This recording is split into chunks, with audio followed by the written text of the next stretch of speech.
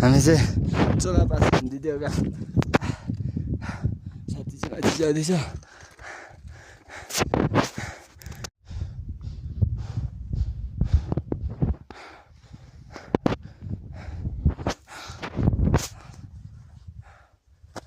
ठिक छ त्यो माथिबाट देख्छ यस्तो हिउँ छ यार अहिले त्यो चोलाबास गर्ने नि कोही छैन होइन हामी मात्र होला हामीलाई पनि यस्तो हिउँ हेर्दा होइन के छ कस्तो छ ठिक छ ऊ चाहिँ फर्स्ट टाइम आएको रहेछ होइन चोलापास फर्स्ट टाइम आएको म चाहिँ आइरहेको थिएँ पता नि 10 रुपियाँ गरेर चाहिँ आइसक्यो बाटो होइन त्यो चाहिँ फर्स्ट टाइम आएको त्यो भएर गोरक्सबाट गुरु पुडेको थियो होइन अनि हामी चाहिँ चोला पास गरेर आइदिएको दुई भाइ चाहिँ गाह्रो भएर आएछ हौ हिँड्नु ठिक छ नि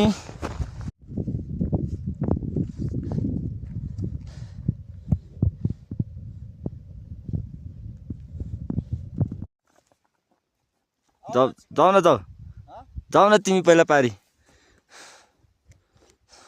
हाम्रो हिँडेको बाटो है यस्तो छ जाँदैछ अहिले होइन पर अगाडि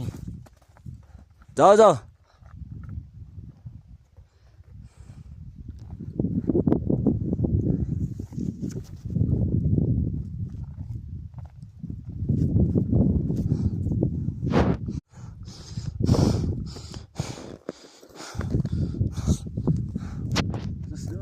यति चाहिँ हामी हिँडिसक्यो अहिले होइन अब बाँकी भनेको साथी चाहिँ माथि पुगिसक्यो टप्पीमा थियो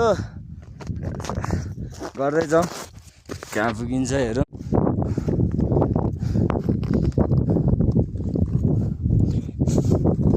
यहाँ